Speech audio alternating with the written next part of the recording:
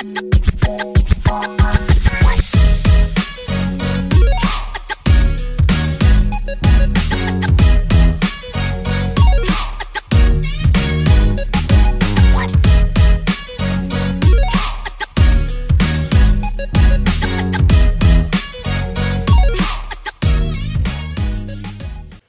everyone, welcome back. So this is a video that I've wanted to do for a little while. It's a pretty random video, to be fair. It's basically, I got thinking a while back, what are things that draw me to movies? Like what shapes my taste in movies almost? What things do I reoccurringly find I enjoy throughout movies? And they could be random things. So yeah, maybe this could be something that you know, could get a video response to. Maybe it's just something you want to drop down in the comments if you find that some of these things relate, or if you've got your own list of things that do this. But today I'm picking 5 things, and there's probably more than this, so maybe I'll do a part 2 later on down the line. But 5 things that I always enjoy in movies, and that I find a lot of my favourites whenever I see these things, especially if they sort of add up together. So if you get 2 or 3 of these in the one movie, I instantly know it's going to be a movie for me. So yeah, without further ado, let's get into it. So the first thing I really enjoy in movies is summer camps / lakes. This sounds a bit random, I appreciate.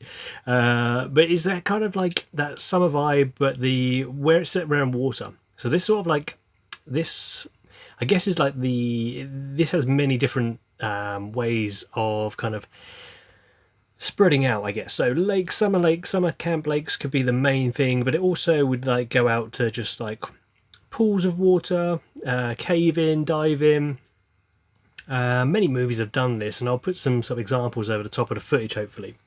But yeah, anything that's got lakes in it, it kind of gradually, it ironically waters down as it gets into a bigger vat of water for me. So as it gets into like the ocean, seas, you know, that sort of thing, it's still something I really enjoy in films, but I enjoy it a little bit less the further out or the bigger the vat of water is.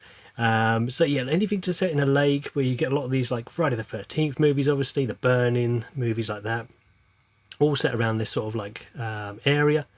And you also get other films as well. So even the 47 Meters Down sequel is just sort of set in this sort of pit where you've got this waterfall, not waterfall, where you get this water, and they go diving underneath.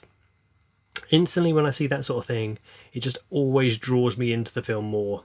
So I feel like there's a bit even in the film 127 Hours, is it, where the guy's obviously he gets his arm trapped in that rock, but before he gets to that place, I feel like he meets this couple in this sort of like secluded area where there's lots of water and they're sort of swimming around. Places like that, they just really draw me in and really sort of tick a box subconsciously in my mind. And I've started noticing it more and more. So yeah, water, lakes, that sort of thing, that's the first one on my list of 5. So the second one on my list is not too much of a stretch away from things like lakes and stuff. It's going to be rain.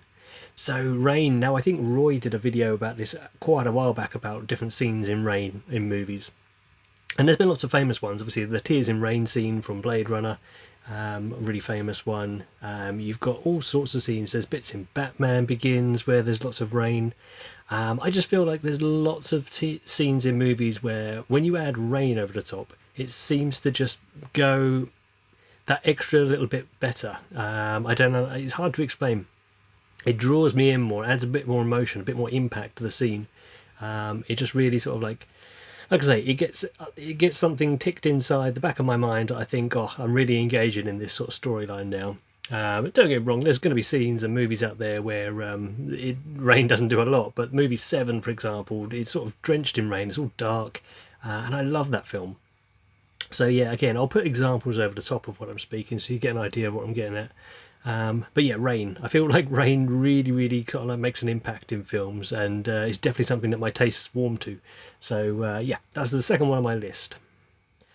Now, number 3 on my list is probably going to be one of the most obscure ones. So, you know, I'll be interested to see if anyone else enjoys this one. Now, I always get a kick out of hearing, and I'm going to get very specific on this, hearing exposition through a news broadcast on a 4x3 screen, the old-fashioned square TVs, in movies. So when the characters are kind of like something's kicking off.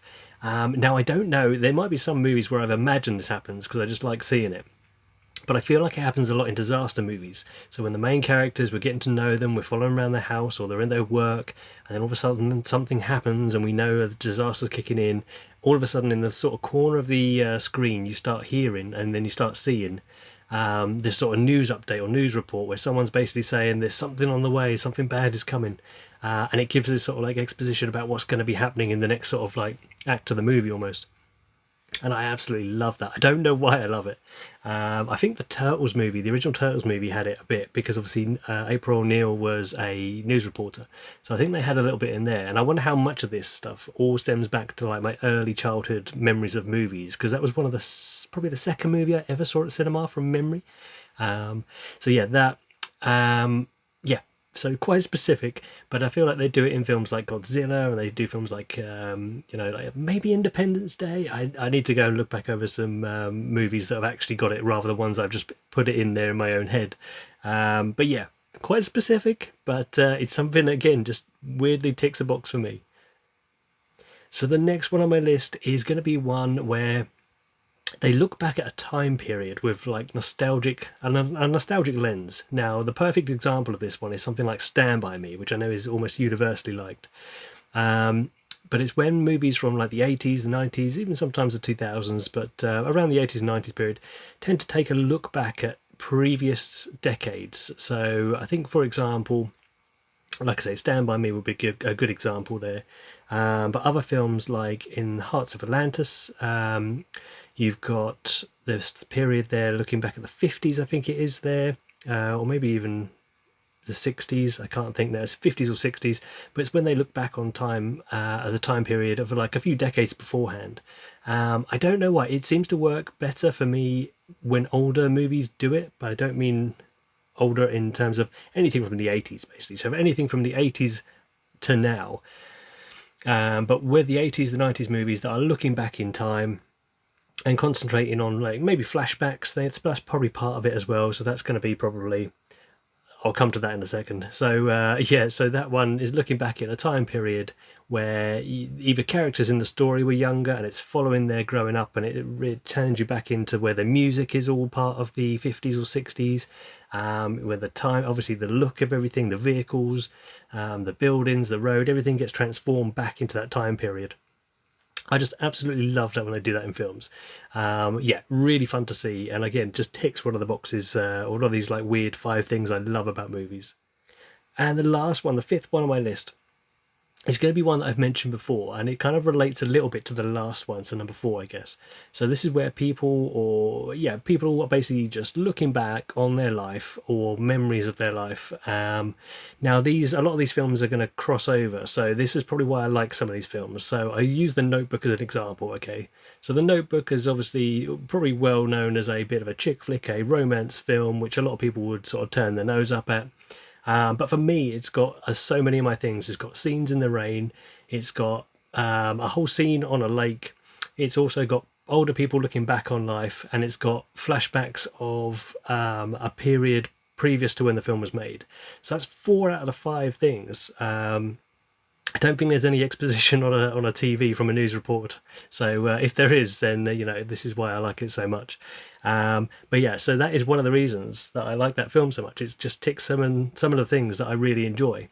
So yeah, that is going to be one of the last things on my list of 5 things that I really love about films. Really bizarre things, really unrelated things usually, I would think, but I have noticed when they start building up, it really makes the film for me, and that's how I sort of like feel like my tastes have been shaped to slightly. There's some of these things.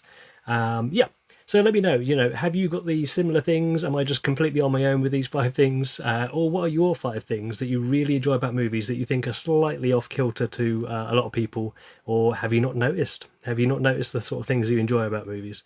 They're not the only things, obviously, but they're just 5 slightly random things I thought that I want to share and, get your opinion on. So, as always, thanks for watching. Just a quite short video this week. Look forward to hearing your comments. And if anyone wants to do a video similar, then feel free and, let me know what you feel like are 5 things that you enjoy about movies that maybe no one else seems to have the same opinion on. And thanks as always for watching, and I'll see you next time. Cheers, guys.